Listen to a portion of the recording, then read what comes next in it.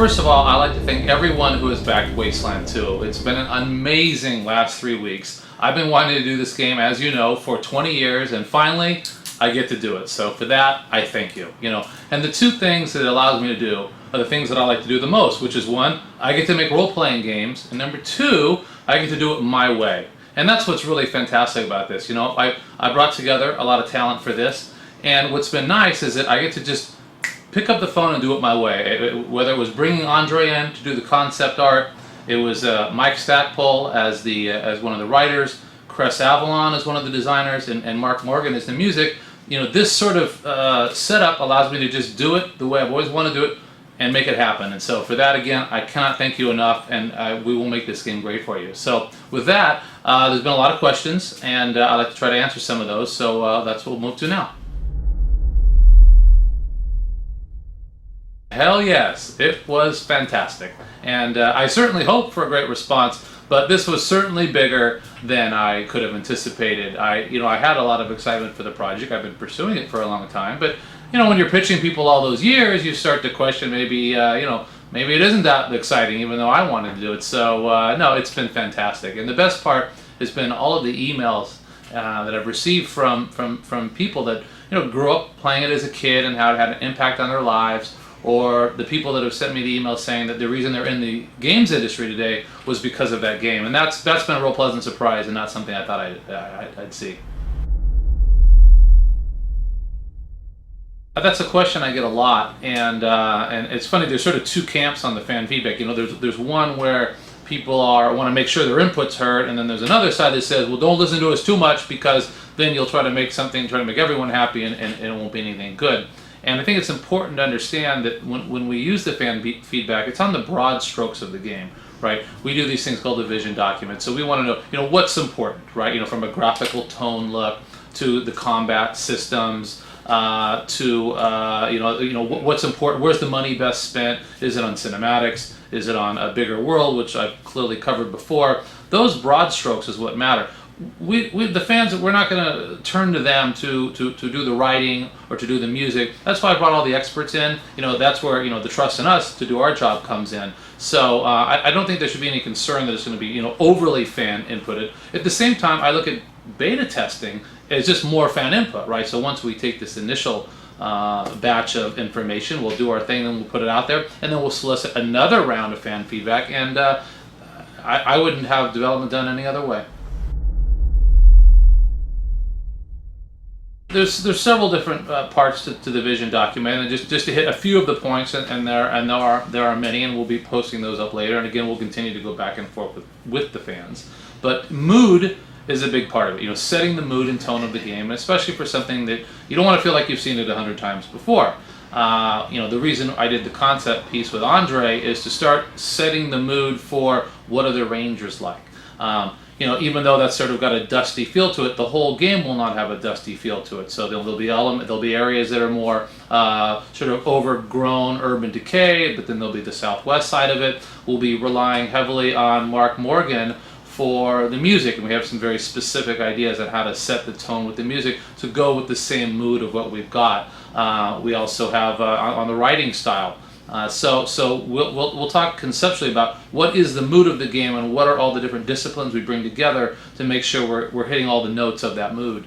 Other parts of the vision document will be about what is the view of the game, right? So we talked a lot about top down and isometric, and so for example, we envision there to be two basic camera views. There's one where it's pulled out quite high for the overall traveling of the entire world map, which will give you a greater sense of scale. And there'll be a second view, which is down closer in, which is where the combat system will take place, and the exploration around the cities and that sort of thing. We don't like cutting, for example, to a battle map. We think it takes you out of the immersiveness of the game, so we try to keep that second view intact, the same with the battle. We'll probably be a little bit further out than perhaps what Fallout was, because we have ranged party combat, so there's more going on screen. But that said, there's also a higher resolution now than we did have back with Fallout, so that sort of makes up for it. So that would be another part of the vision document where we talk about the perspective. So combat is the other part of the game that is certainly a big focus, and I think we've been clear in that it's going to be a turn-based tactical combat game, and certainly we're well versed with Jagged Alliance and Fallout Tactics and what others like that have done, and so there are elements of that we're definitely going to use, but also, combat needs to move quickly sometimes. We don't want every small encounter to be such that the players are sort of groaning that they're going to some long combat situation when they want to just keep moving faster. So, it has to be somewhere between those two worlds. So there'll be a lot of discussion on the combat system and the trade-offs of moving quickly versus the tactical nature. And again, that's where we use the forums, where we'll be dialing that sort of stuff in. So that's another thing that will be clearly called out in the vision document. Another important element is the customizable nature of the game itself. So, and this goes across many facets of it. So one is just the user interface, and that we like the way WoW handled it, and that you sort of customize it just the way you want, and you'll set it up such that so that we are not putting our idea of what the UI needs to look like, but you'll set it up the way you want. The customizable nature also goes to character portraits. We're going to allow you to make your own portraits and import them in so you can have your character party look the way you want.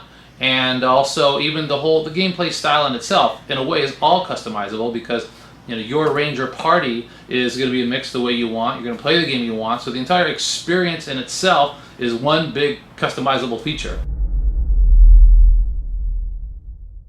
For me, NPCs have always been a great part of the role-playing game experiences that I've liked. And I especially like when I bring NPCs into my party and they don't always behave exactly the way I want them to. To me, that makes them sort of come alive. So there's going to be sort of the standard in that you're going to meet different NPCs along the way. You're not always going to find the same NPCs as your friend who's playing the game might find. And then there's going to be this person's good at this, but not as bad at that. But we like to take it one step further, and anybody that played the first Wasteland game can remember the frustration of ammo being extremely low, and then you have one of your key NPCs emptying an entire Uzi clip into a rat when you needed that preciously needed ammo.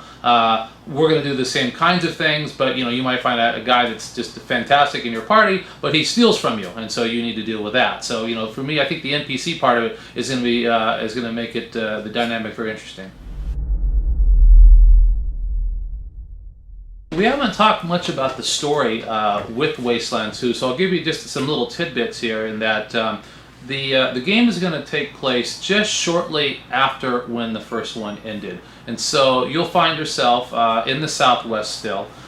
You're sort of a new set of Ranger recruits, and you're going to be going out into the real world now to deal with the local population and their problems. So you'll have a chance to explore some of the areas and also meet some of the characters that were in the first Wasteland game. And I might add that you don't need to have played the first Wasteland at all to understand what's going on in Wasteland 2. If you did, there'll be some inside jokes and references, things like that, but you didn't need to do it. So anyway, so you'll spend so the first X% of the game in the original area, but then suddenly, or at some point, a guy comes sort of crawling out of the desert in the west. And this is a big deal because it's sort of assumed that California has been completely destroyed in the nuclear war. So for anybody to come out, that part of the world is a big deal. So this person comes out, he's alive, he's talking about the Guardians, and basically the Rangers decided they need to figure out what's going on in California. So they take you and your crew, they helicopter you out to California, they drop you off, and now you're in charge of setting up a new Ranger base in California, and you're going to investigate what the heck's going on out there. I think that's probably a better question for Chris Avalone. Chris? Thanks, Brian. The chance to work on Wasteland is a personal dream of mine. When I played the game way back in high school, it easily made one of the best RPG experiences I've ever had to date. It's in my top 10 games of all time. So when Kickstarter provided the opportunity to sort of allow Obsidian to contribute to Wasteland 2, I personally jumped at the opportunity. I very much wanted to contribute design elements to the game. I love doing stories, I love designing characters, I love designing areas. And the chance to be able to do that in the Wasteland universe, again, it's a high school gamer dream come true. So we have less than a week to go with our Kickstarter fund ending, and I'm hoping that the RPG crowd steps up like the adventure game crowd did for Double Fine. They did an incredible $600,000 in just the last 2 days. And nothing would make me happier than to have the RPG genre have the #1 Kickstarter record here. So I wanted to sort of say that, and let's make this happen. I should add that this is the only chance to get Wasteland 2 for $15. When the game comes out later, there will not be an opportunity to buy it for this cheap. And lastly, this has really been sort of a high watermark for my career. It's been the most amazing last 3 weeks of my life. I've loved every minute of it, and I really believe we've all created history here.